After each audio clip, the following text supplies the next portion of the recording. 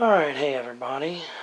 So this is the Marshall JCM 800. As you can see, it's a lead series. It is a model 2204, and I got it back in July or August of 1998.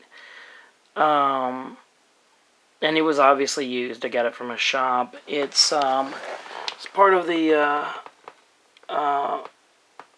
Master Model Mark II lead. It's a 50 watt. They had actually wrote down the model number on there back in the late 90s, but it had faded. So when I opened up the cover, or the back cover earlier today, it was it said 2204 and it had some like signatures on it. Now back in 2005, I actually took it to Doc Electro and had it restored. The tubes biased and all that kind of stuff. And I haven't played it much since. The serial number on this thing, as you can see right there, kind of stamped. It's kind of hard with the lighting, but it is the model number is stamped in there. No, the serial number is stamped in there, and it is. Gosh, let me try to see it. Okay, U12465 is U12465 is its serial number. Usually when I look at eBay, I see these things going for anywhere from $1,300 on the low. It depends on the condition, on up to maybe $1,900 on the high end. This one's vintage. When I ran that serial number on the to an email that I sent to Marshall Amplification on their website, it's like, I think it was around 2004. It said that serial number corresponds with a 1981 manufacture date. Now the speaker cabinet's something I built, and if you actually look at it and examine it, it's just terrible workmanship. But I started building this back in the fall of 1997. The idea actually came from these Marshall cabs that I've seen in catalogs and stuff. I just needed a small one. We weren't really gigging much, me and my friends, and we just practiced and had to lug this thing around. Believe it or not, hey, let me tell you about the late 90s. Okay, so starting back in late 97, okay, and then in early 1998, I'd get home from school, I'd pack up this guitar amplifier, okay, all this stuff, plus that 1962 Gibson SG Junior. It's vintage. I mean, it's vintage. I mean, the finish on the front is got little tiny cracks in there where somebody opened up the, like somebody had it in the back of their pickup truck on like a cold winter evening or whatever, and then like brought it into whatever venue they were playing at, and then like immediately opened the guitar case in like a warm environment, but the guitar had been in a cold environment for many hours, and it just put a lot of thermal stress on the finish, because it's only on the top side. It's not the back side of it, you see, or the sides. It's only the part of it that would immediately come into contact with the warm air. Plus I think somebody was wearing some kind of rings or whatever on their fingers whenever they were playing the guitar, because it really wore out the finish on the back of the neck. But anyway, I'd pack all this up, and I would go to a friend of mine's house and literally stay all weekend from about 4 o'clock in the afternoon on Friday to about 7 o'clock in the evening on Sunday. We'd just play guitar and get on the internet with a computer, and we would download a bunch of tablature from Harmony Central, the online guitar archives, and we'd learn kind of like classic rock songs and all that. So anyway, I'm going to let you hear this guitar amplifier, powering it on. I want to get rid of this thing. I've had it for 21 years. Alexa, what is the time and date? It's Tuesday, October 1st, 2019 at 12:12 a.m. Alexa, thank you. You're welcome. But I want to get rid of it because it's not exactly... Well, here's the thing. You'll kind of hear why. It is way too loud. I living room practice in here, and I want to get more into recording. And this is like a road and stage and tour amp. I got it back then because, you know, it wasn't vintage. It was just some old piece of equipment that was, you know, previous generations. So like nobody really wanted it. Now, since this was the Marshall amplifier of the 1980s, there's all this kind of sentiment about it, and I was reluctant to decide to get rid of it. I did not want to get rid of it because it's almost as old as I am. I was born in March of 1980, and so there's a lot of positive memories. I mean, this amplifier theoretically could have been played by Eric Clapton or Steve Vai or some other musician, or just somebody guitar practice in their basement or so, or some band that, you know, only tours around like local bars in like one county or whatever. Who knows? But it's from the time period of like a lot of my favorite musicians and stuff. So I was really kind of reluctant to get rid of it. But man, dude, if I go gigging with this thing is so damn heavy. The thing weighs nearly as much as I do, because it's all plywood construction. They're durable, but it's just, yeah, you don't want to gig with this, okay? And it's just too damn loud. I mean, this is a stage amp, okay? And yeah, I know you got your master volume, you can turn it down, but you don't get to drive your power amp tubes. You don't get your saturation, and you don't get the full benefit out of it. I don't play like large venues at all. Really, at this point, I don't play any venues, but I want to get more into recording. And then this thing, you have to mic it with a cabinet, and then you gotta just, it's not for me. And I'm thinking that somebody else could probably appreciate this amplifier more than me. The average going price about $1,550 if you split it down the middle. How these people are selling it like on eBay. Some people are doing it for $1,900. Some people are doing it for $1,300. And a lot of people got it for $1,600. And then it's been recently reissued. I think it's been recently reissued from Marshall. I've seen something on Sweetwater about it. So anyway, I'm going to get up this. I'm going to let you hear what it sounds like, because unlike the people on eBay who just have you like a description or whatever, you don't really get to see the amplifier, and you don't get to hear it, and you don't really get to know if your money is well spent on it. I work retail sales at my job, and I am at a brick and mortar store, and I have to be accountable to the customer, right? I mean, I'm trying to treat customers the way my potential buyer, the way I want to be treated. I'll just be directly honest. I'm not very interested in this amp. There was a time when I didn't really have as much choice on the market as I do now. What I really want to get is a Hughes Kettner GrandMeister Deluxe 40. The blue lights. The thing weighs like 16 pounds.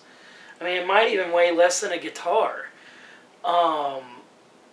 It's just beautiful. You got your power soak features. Because I tell you, I am not going to power break this amp.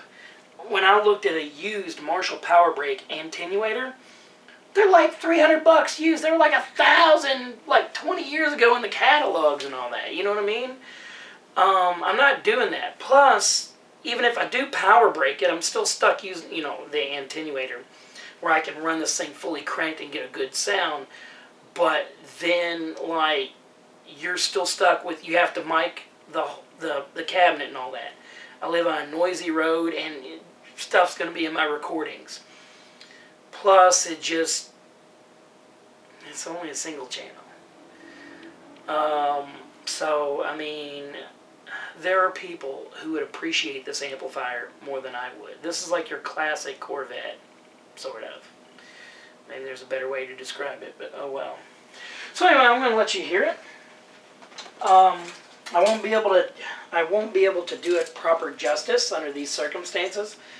I might actually go get my earplugs so then I can, like, well, it's actually around midnight. I don't know if I should go do that, but maybe I'll just make another video where I'm like trying to crank it and during like all this loud traffic on the road. So like the whole loud noise will be justifiable. And I mean, I got a neighbor that's house is really close to mine. I don't know, like 10 feet away or whatever. Anyway, so it's been warming up for a long enough time, and you have to let these tube amps warm up. It's an all tube amp. It's got 3 12AX7s in it, and it's got 2 EL34s. Alright, let's get the guitar pick. That will be right over here. And let's hear what this sounds like. Yeah, it's vintage.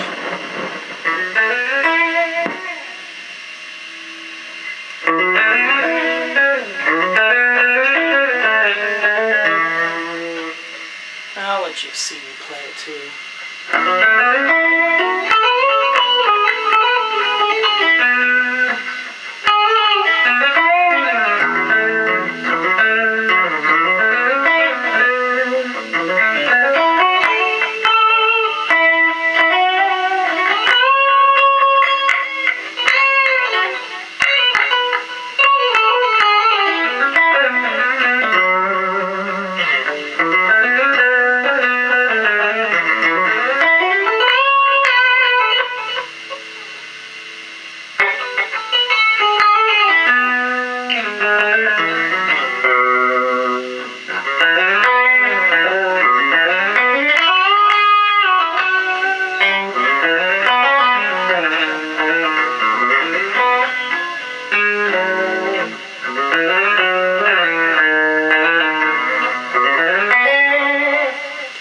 This is a song I started coming up with back in the spring of 2003. I would just improvise.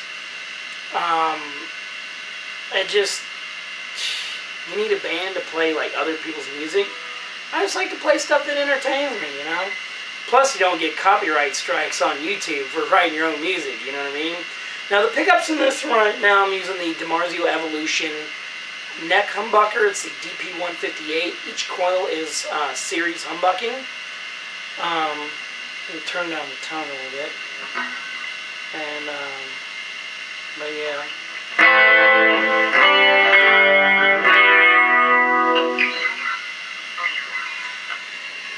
Let's see what else we can do.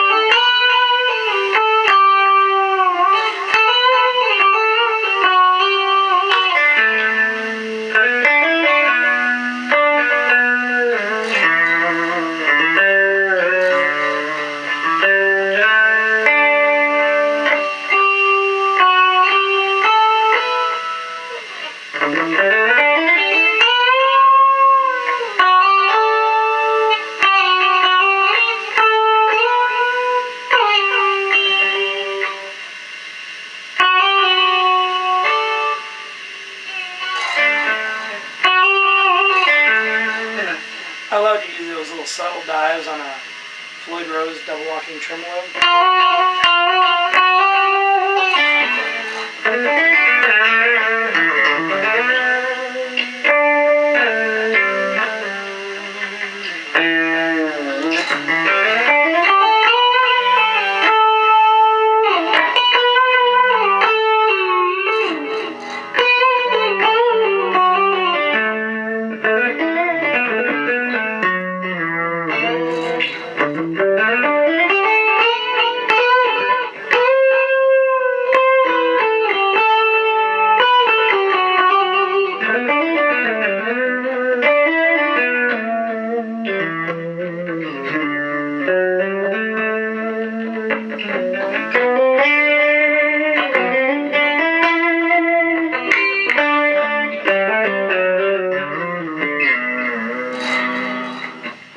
Oh, here's another one.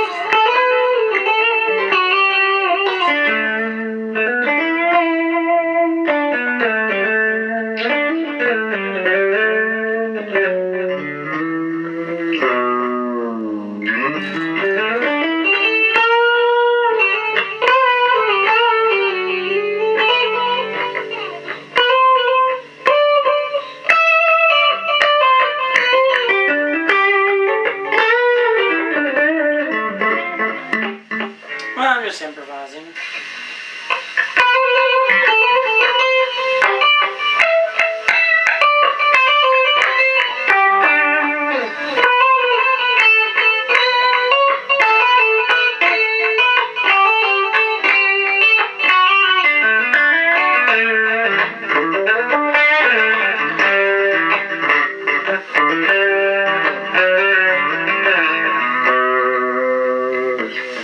Well, I don't need to make this a,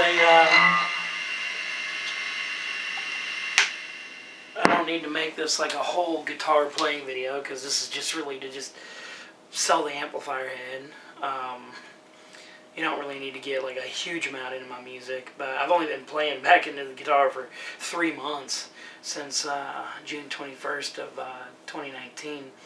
Picked up the guitar again. It's actually back before I ordered this Jackson Pro Series Soloist SL2Q MAH in the Caribbean Blue Fade, and I was, as far as I can determine, I was the first person on YouTube to actually get this color of the guitar. I looked around for at least a week.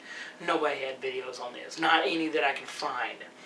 Everybody had the Northern Lights version, which I really liked. It's a nice kind of purple in the middle, blue around the edge, and then maybe a few other colors, but nobody had the Caribbean Blue Fade. And then a friend of mine up in Idaho agrees that this color matches me. And matter of fact, the person that, my sales engineer with Sweetwater, it came down to like 2 different colors, and he says he likes turquoise, and I'm like, you know what, this is the first one that I really, really liked the color of, and it's really unique. And this friend of mine up in Idaho says if he's seen this guitar sitting on stage somewhere, right, it was just in a guitar stand, and you know, like the equipment had been set up, but none of the band members came back on stage yet. They're all like taking a break or eating some food. He said if he's seen this guitar, he would suspect that I was nearby. Like, the only person he can imagine this ever belonging to is me. Anyway, I'm just going to have to conclude this video, because I got to get to bed. I got to get up in the morning and go to work.